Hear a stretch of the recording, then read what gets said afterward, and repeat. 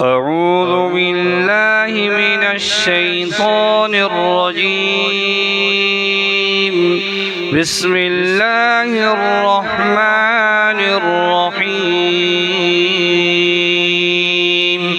وما لكم لا تقاتلون في سبيل الله والمستضعفين من الرجال والنساء والولدان الذين يقولون ربنا أخرجنا من هذه